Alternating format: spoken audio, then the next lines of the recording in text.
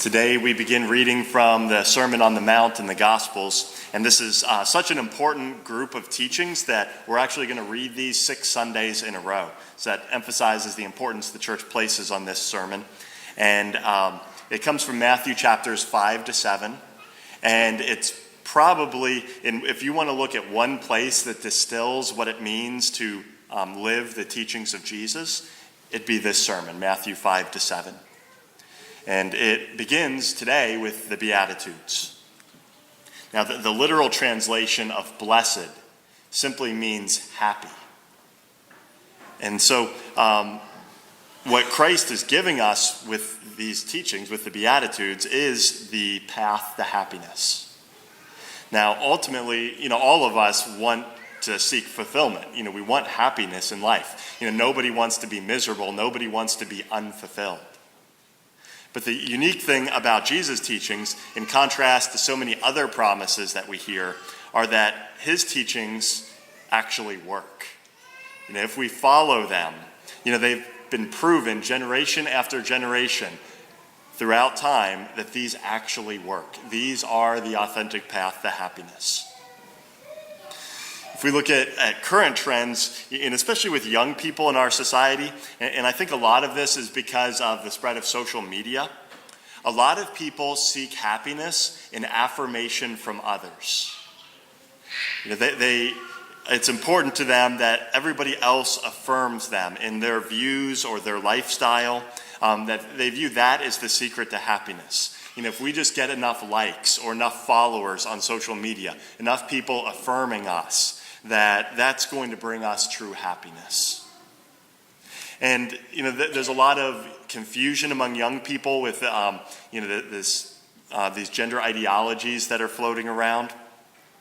And I think what's behind a lot of young people's confusion is they want affirmation.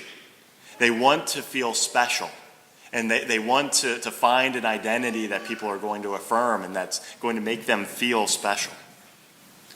But the danger with that is no amount of external affirmation is ever going to bring us happiness.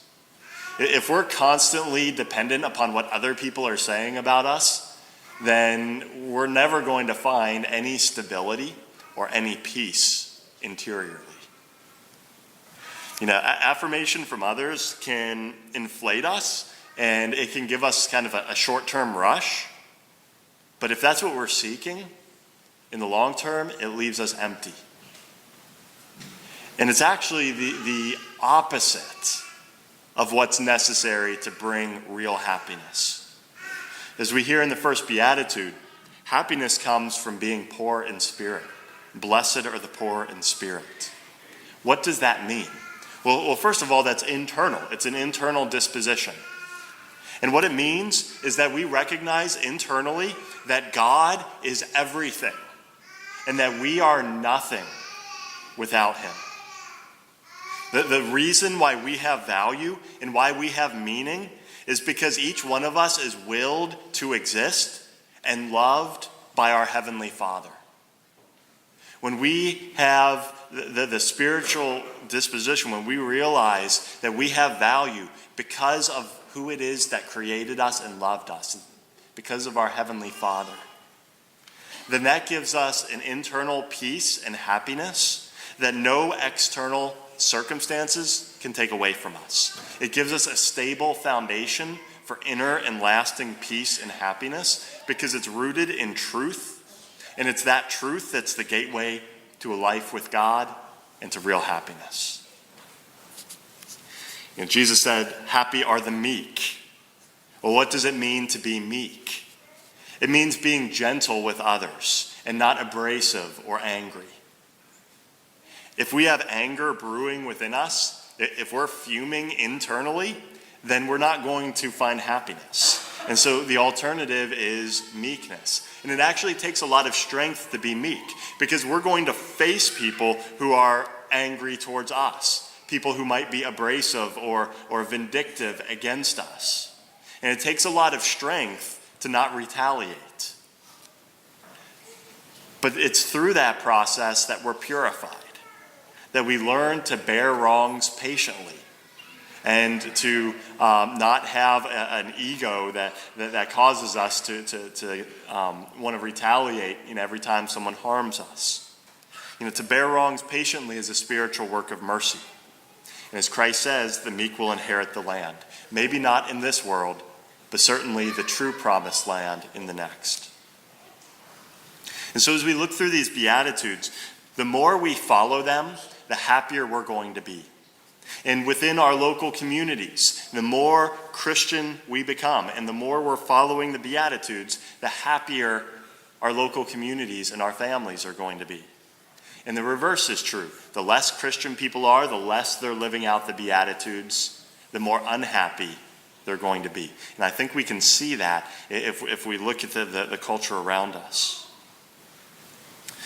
We're soon going to have the opportunity with our evangelization initiative, which is going to kick off this March, to invite people who don't know Jesus Christ to an encounter with faith.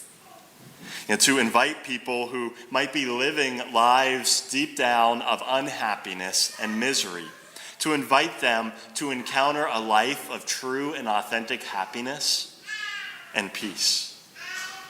And that's an amazing thing to be able to invite someone into the life of grace and into a life of happiness. It's a privilege for us to be able to do that. And so I encourage us for this time being, first of all, to continue to pray for the evangelization initiative, but also to start to pray about who we might want to invite. And don't think about who you might feel most comfortable inviting. Think about who might be the furthest away, maybe the least happy person, maybe the least likely person that you'd want to invite. Don't fish in the boat. Sometimes we have to cast the net out, and sometimes we have to cast it out as far as we can. But sometimes some of the greatest conversions are people who are furthest away from God, and when they come to know Him, they appreciate all the more deeply the power of grace, and they have the most profound conversions. So don't just think about who you would feel most comfortable talking to, but who it is that the Lord is placing on your heart. And it might be someone who's very far away from the church. And so this week, I encourage us to spend some time reflecting on the Beatitudes and praying with them. And first of all, reflect upon ourselves, how fully we are following this path to happiness. How fully are we embracing them and being poor in spirit and meek and merciful. And to secondly, reflect on who we might know in our lives that we can invite to follow us and walk with us on this path.